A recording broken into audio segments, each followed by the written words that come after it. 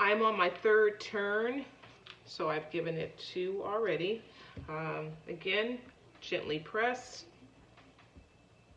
I've given it a little more than a 30-minute rest.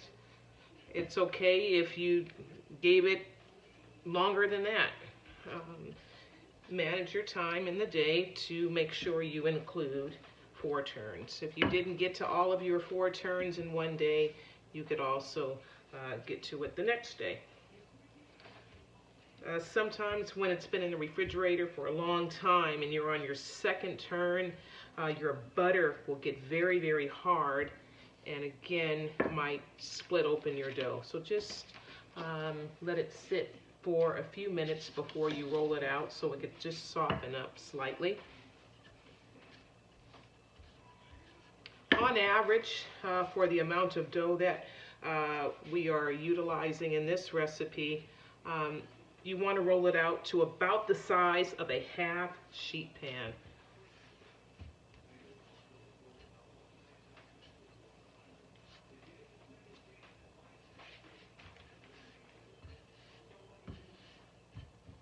If you don't have a long rolling pin or dowel, as like the one that I have, you might find that it's thick in some areas, and where it is more thick than other areas, manipulate the pressure, or just using your rolling pin in that area, putting a little bit more pressure than you would in another area that's thinner. So I'm putting a little bit of pressure there, or I might put a little pressure here to straighten it out. Okay, so that's pretty simple of an adjustment to make.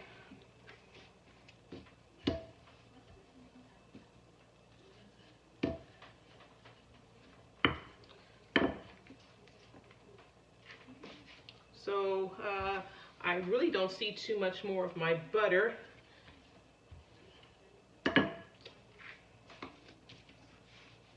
Before I saw pockets of butter, but it looks like my butter is nicely distributed. And again, I can't emphasize enough the importance of really keeping your dough edges nice and straight.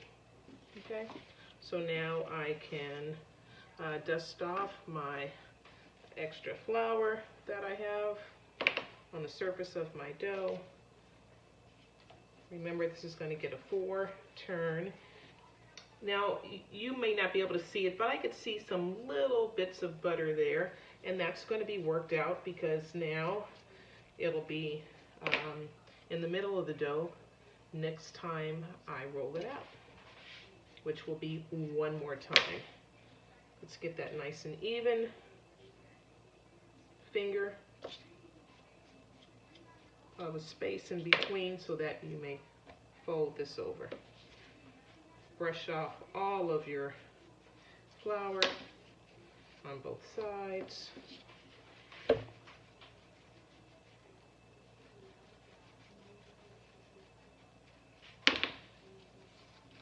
One, two, three. Bag it. Mark it on your bag that you've given it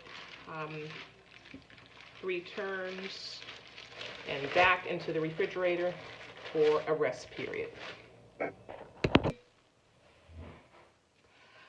So my puff pastry is ready for its 4th and final turn. I'm going to roll it out. Again, I give it a little press to loosen it up.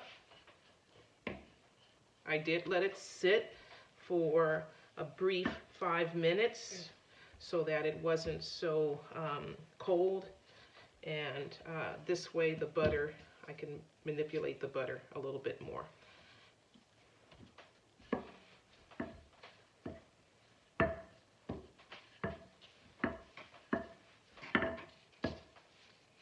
I'm going to widen it a bit.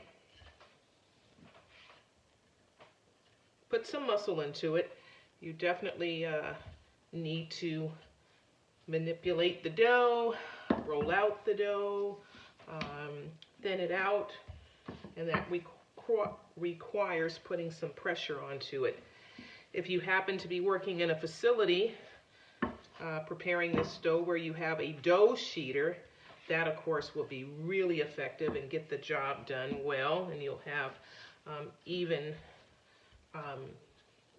thickness throughout the dough. You can also do that by hand. I don't have a dough sheeter here, so I'm putting in pressure.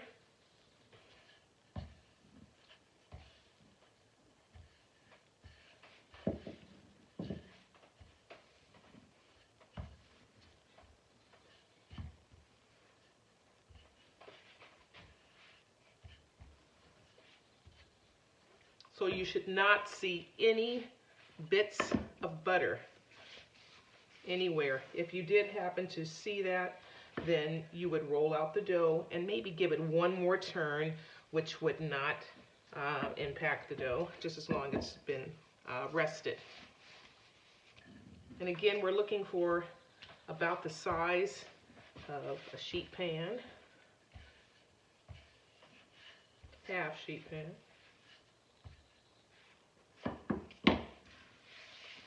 Sometimes I will allow gravity to kind of help me out, so I will take my dough to about the edge of the counter that you could see that I've done here, and that way I could maybe manipulate, roll out. I use the word manipulate a lot, but that's what I'm doing to this dough. Then I'll turn it around. And that gravity on the back end is helping me to roll out this section here.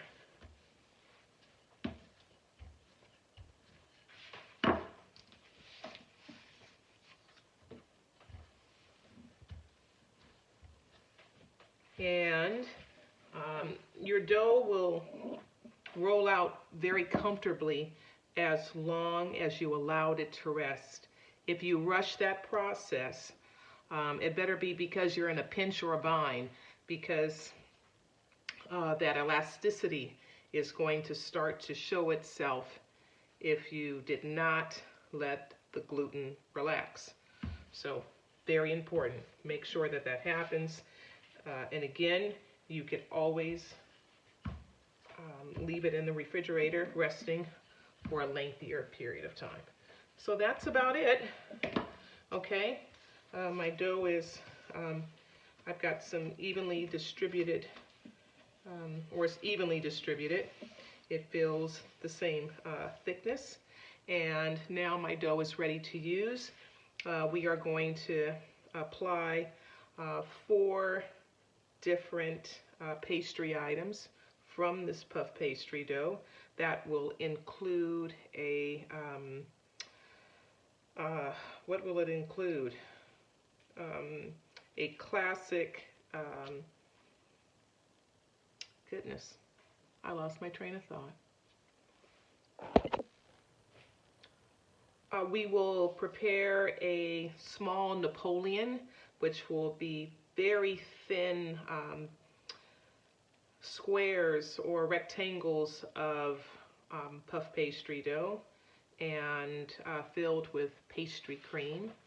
And we will also prepare a cheese twist that will have some paprika and herbs and maybe some garlic in between, along with Parmesan cheese. We will make vol au vents, which is a round bowl-like container of puff pastry, and you could fill it with shrimp and crab, or you could make it sweet and fill it with berries and cream. And with our leftover scrap dough, we will prepare small palmier cookies or elephant ear cookies. And we will return with part 2 of puff pastry.